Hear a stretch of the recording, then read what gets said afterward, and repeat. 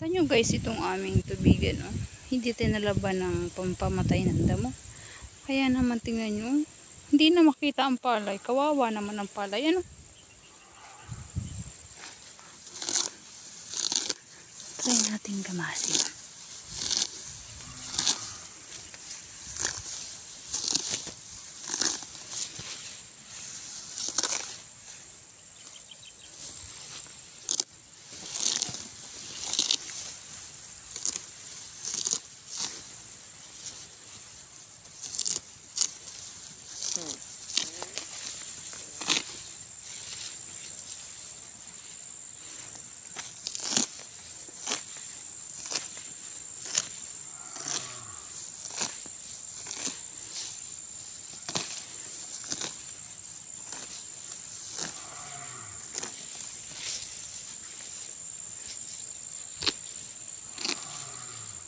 Diba mga kaibigan?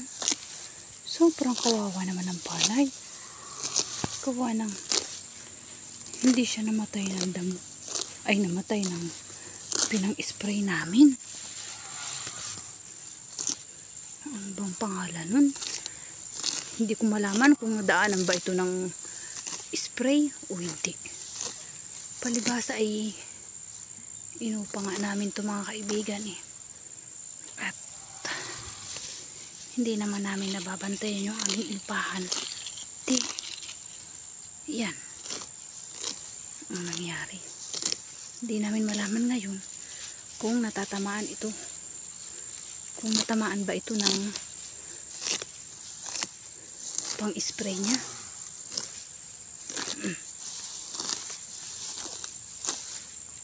Diba? Kawawa ang palay man. Uy, kung makikita nyo, wala nang palay. Wala nang palay. Kawawa pati ang palay.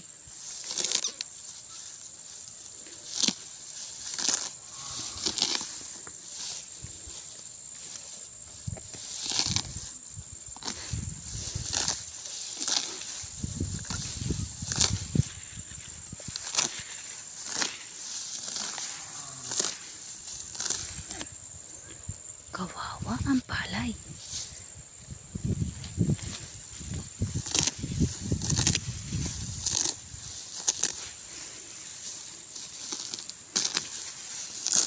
Dami.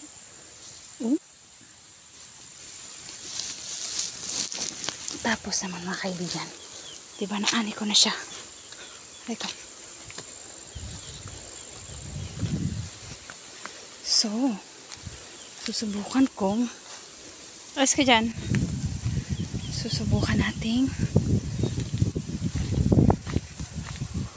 ibigay dito sa aking inahin na baka. Yung aking naaning damo. Takot pa siya. Oh! Dali!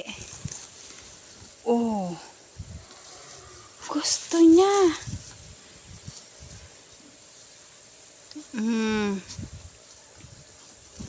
Kaso may lupa-lupa. Baka masama yun sa baka. Hindi natin alam. Oh, gusto nung aking baka. Araw-arawin natin yan. Bukod sa pangkakain mo na yan, mababawasan pa ang damo ng palay. Okay?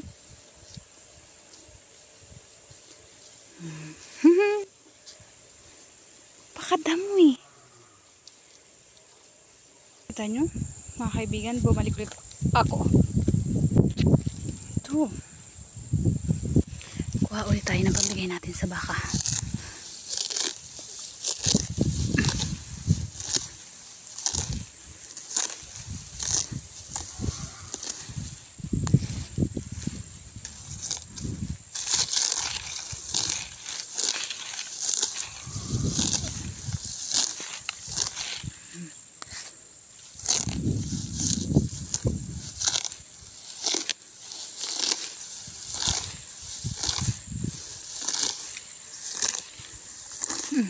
Wala ng palay dito eh. Puro ganito na.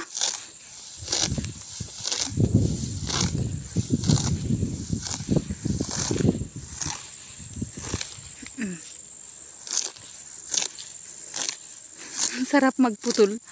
Diba nakikinig nyo? Parang nakakatanggal ng ano, ng stress.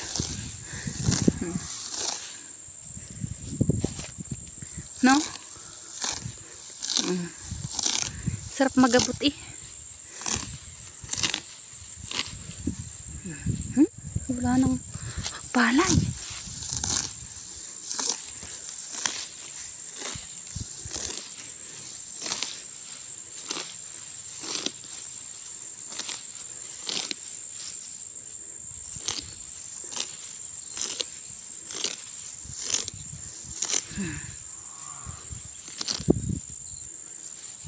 Diba?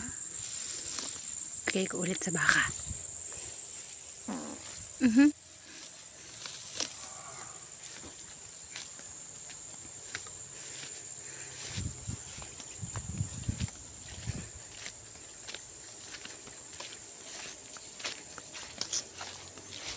Bigay ulit natin sa baka natin. Oh, lalayo ka pa eh. Oh. Takaw niya. Oh, bukas ulit.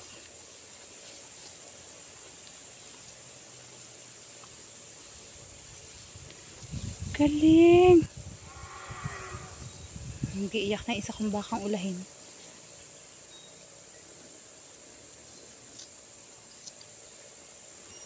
Ayos ah.